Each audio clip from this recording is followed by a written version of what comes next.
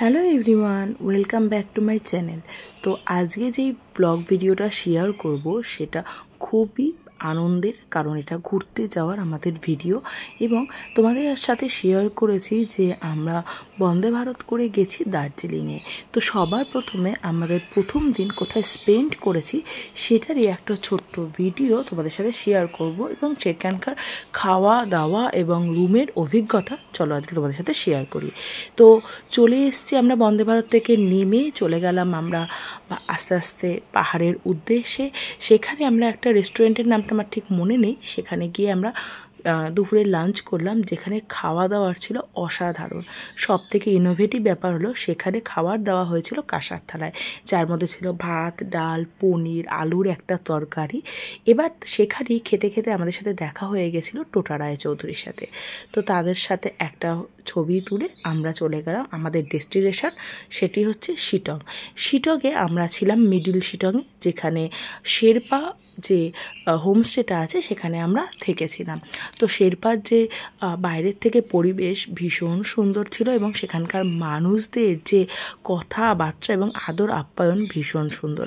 তোমরা চাইলে একবার শেরপা হোমস্টেতে রাত কাটাতেই পারো। আর রাত্রিবেলায় যেহেতু আমরা পৌঁছেছিলাম, সেহেতু তোমাদের প্রথম দেখানো খুব একটা ভালো করে হয়নি বলে আমি সকালবেলা ভিডিওটা অ্যাটাচ করে দিয়েছি শেরপা হোমস্টেটা বাইরে থেকে কেমন দেখতে। এবার তোমাদের দেখাই শেরপার যে আমরা যেই রুমটায় ছিলাম সেইটাতে ছিল ডাবল বেড, দুদিকে দুটো ডাবল বেড ছিল। অনায়াসে দুজন শুয়ে পড়তে পারে, কিন্তু 3 জন বাচ্চা নিয়ে শোয়া পসিবল না। খুব যে রুমের কোয়ালিটি ভালো সেটা হয়তো বলবো না, কিন্তু মানুষের ব্যবহারটা কিন্তু আসল। ব্যবহার যদি ভালো হয় তখন এই সব সামান্য কিছু প্রবলেম কিন্তু মানিয়ে নেওয়াই যায়। এবার চলে এসছে সন্ধ্যাবেলা স্ন্যাক্স, যেখানে ছিল চা আর গরম গরম আলুর পকোড়া। এই পকোড়াটা অনেকটা না এখানকার আলুর চপের মতো খেতে হয়। তো এই খাওয়া দাওয়ার পরে আমরা করে নিলাম রাত্রিবেলায় ডিনার। যেহেতু আমার বাচ্চা ছোটো, আমার বাচ্চা ঘুমিয়ে পড়েছিল, ওর জন্য রাতের ডিনারটা আমি আমার ঘরেই করেছি। তো সেখানে ছিল গরম গরম ধোয়া ওঠা ভাত এবং ডাল, ফুলকপি আলুর তরকারি, তার সাথে অবশ্যই চিকেন আর আলু ভাজা তো ছিল। এরকম গরম গরম ভাত ডাল দিয়ে আলু ভাজা দিয়ে মেখে দুর্ধর্ষ লাগে।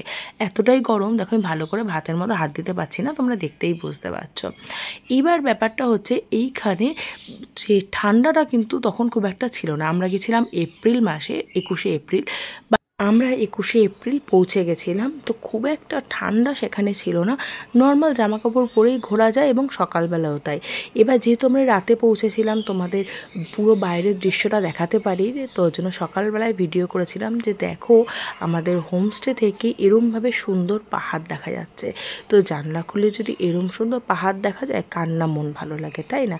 এইভাবে করে আমরা কাটালাম প্রথম দিন এবং পরের ভিডিওতে আসছে আমি নেক্সট কোথায় গেছিলাম। ততক্ষণে অবশ্যই চ্যানেলটিকে সাবস্ক্রাইব করে রেখো।